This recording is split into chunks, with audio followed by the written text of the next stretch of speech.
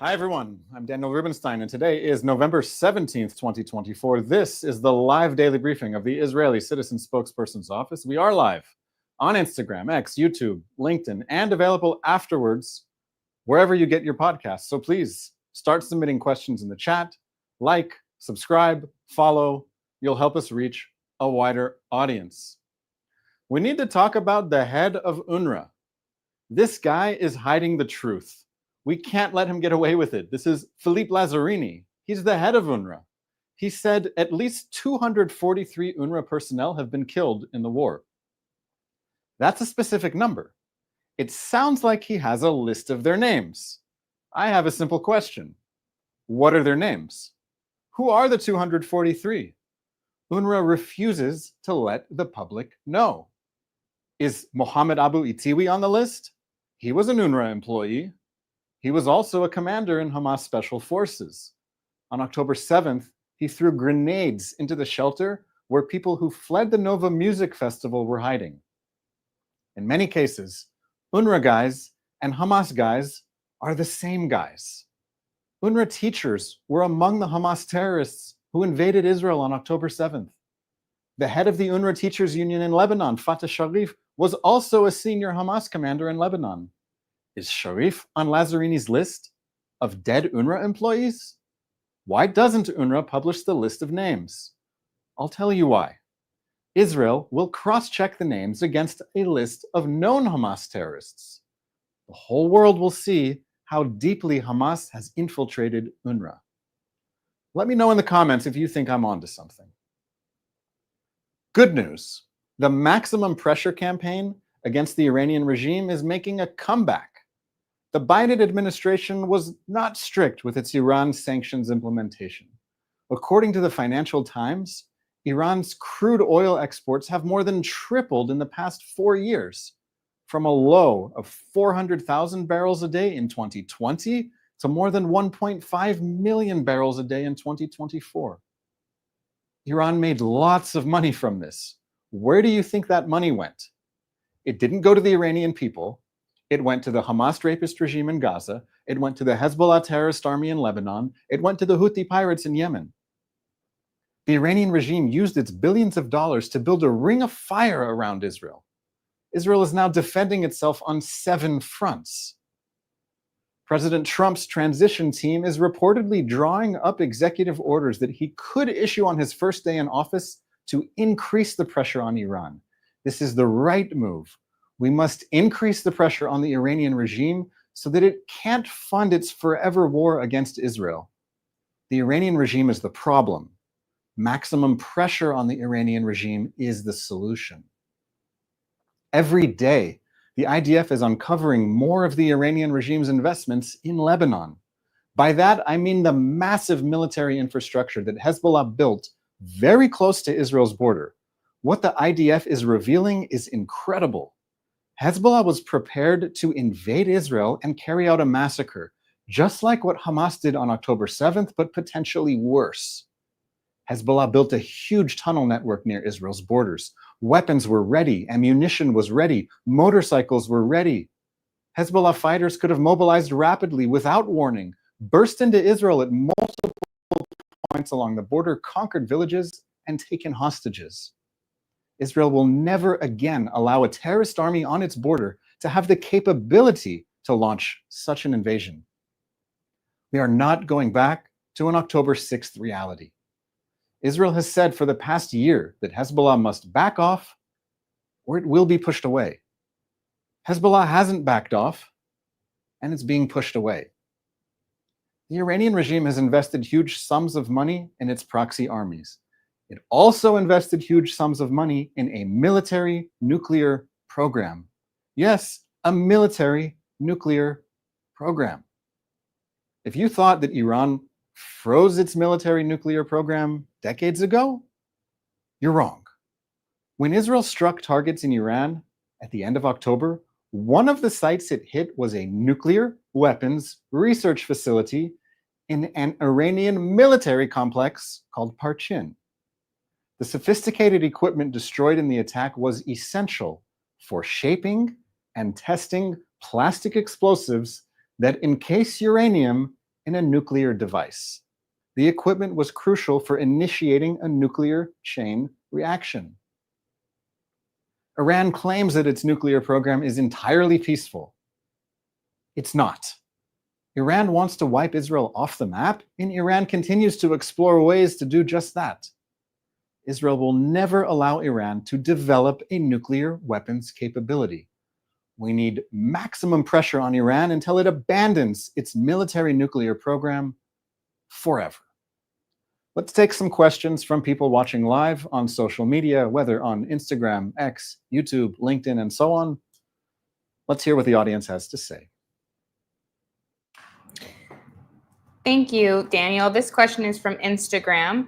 If Hamas must be destroyed, demilitarized, and de-radicalized, then what about in Judea and Samaria? Yes, let's focus on each of these pieces. So in Gaza, Hamas had an organized military with brigades, with battalions, an organized command structure. And it was this Hamas military that was able to carry out such a complex and sophisticated military maneuver on October 7th, which was the invasion of Israel. So when Israel is saying that Hamas needs to be destroyed in Gaza, it means dismantling its military capabilities and, of course, also releasing every hostage. So that's the military goals in Gaza. And, of course, in the West Bank, where Israel has had more of a presence, Israel never withdrew completely from the West Bank like it did in Gaza. In the West Bank, Hamas has cells. There are other terrorist groups, Islamic Jihad, other Iranian-sponsored groups. They have cells in the West Bank that, of course, Israel is constantly trying to crack down and uproot, but it is separate from the war goals in Gaza. Even if the war in Gaza ends, the operations in the West Bank could continue. This question is from Chris on YouTube. Will Lazzarini get charged with murder? I hope Lazzarini gets charged with something, but I'm sure he's doing everything he can to make sure that he will not be liable for anything. Lazzarini is the head of UNRWA, the United Nations Relief and Works Agency, and since the October 7th massacre, it has become very clear the extent to which Hamas has infiltrated UNRWA. Okay, there are UNRWA teachers who were also Hamas terrorists. Most of the students in Gaza are going to UNRWA schools. So therefore, if there were 3,000 Hamas terrorists on October 7th, most of them were graduates of UNRWA schools. In Gaza City, under UNRWA headquarters, Hamas built a server farm and communications network underneath the UNRWA headquarters.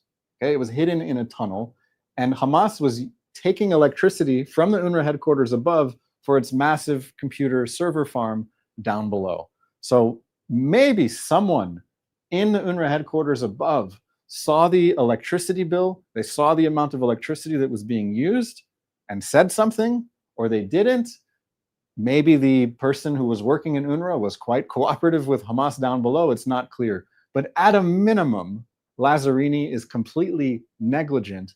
He has not done anything to screen UNRWA employees for ties to terrorism. And that's something that we've been saying needed to change. It didn't change. And that's why Israel, the Knesset, the parliament, passed legislation saying that the state of Israel and its institutions are not allowed to cooperate with UNRWA anymore. And that's because it has been completely infiltrated by Hamas. So Lazzarini is presiding over an organization that has been infiltrated. It needs to be shut down. He needs to go. In the meantime, we need to keep up the pressure. This question is from Ed on YouTube. What's going on in northern Gaza? People are claiming that they're preparing the ground for Jewish towns in the area. Can you comment on this, please? Yes, in northern Gaza right now is where some of the most intense fighting continues in the Gaza Strip.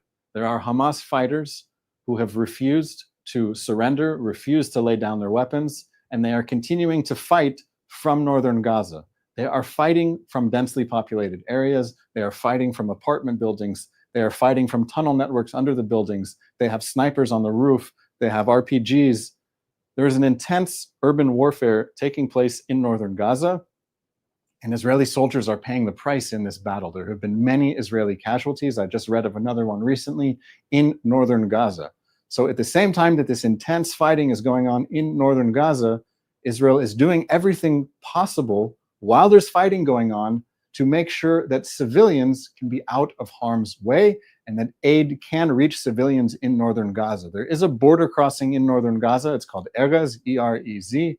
That has been opened for trucks going into northern Gaza. There is aid in the southern part of Gaza. So there's aid within Gaza. There's distribution that needs to be improved by international aid organizations. But the key thing to remember about northern Gaza specifically is that there's a war going on. Hamas has chosen the battlefield. Hamas is fighting from these densely populated urban areas. And the result is going to be that that's where the war is going to be. And until Hamas is either defeated in northern Gaza or surrenders, then the situation in northern Gaza is going to continue to be a war zone. Viv on Instagram asks, what can PR do in Israel to disprove genocide claims? We need to be very clear about what are our objectives and how we are achieving them. We cannot spend all our time trying to refute every lie that's told about Israel, or we will spend our whole day thinking, oh, this person said this, what do we say about it? This person said this, what do we say about it? We're not here to explain ourselves. We are here to demand answers. We're here to demand that Hamas lay down its weapons and release the hostages. Hamas chose to go to war on October 7th. It is facing the consequences of its war. And it's obvious to everyone who observes the situation that that is what's happening, that there is a war inside Gaza and Israel is fighting that war while doing everything possible to minimize, to mitigate the harm to civilians in Gaza. But Hamas has chosen to fight from civilian areas, to fire from civilian areas, to move around looking like they're civilians until they can pick up a weapon somewhere else. We're talking about urban warfare. You can look at what many different military experts have said, that Israel is going above and beyond the requirements of the Geneva Conventions to minimize, to mitigate harm to civilians. That's what Israel will continue to do until Hamas lays down its weapons, until the hostages are released. This is a just war. It is fought justly. We do not need to apologize for it any further. This is our final question. Can you tell us more about the drone that came into Israel from the east today? I just saw the report as I was going live that earlier today there was a drone infiltration and sirens went off in the city of Rishon LeZion, which is just south of where I'm standing now, okay? We don't know exactly where this drone came from or which flight path that it took. It may have originated from Iran itself. It may have started its flight in Iraq.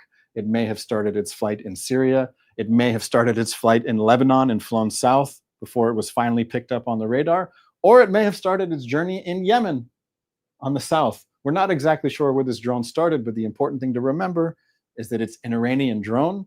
It is a slow-moving but deadly drone. These drones have flown into buildings. People have been killed. People have been harmed. Israel is facing a seven-front war, which is why when I don't know, when I hear that there's a drone, I'm not actually sure which direction it came from. We're going to continue fighting until we can be safe in our own homes. Thank you so much to everyone for watching the live daily briefing. You can follow me, Daniel Rubenstein, on Instagram. I am on Twitter. If I didn't get to your question, you can try to submit it to me.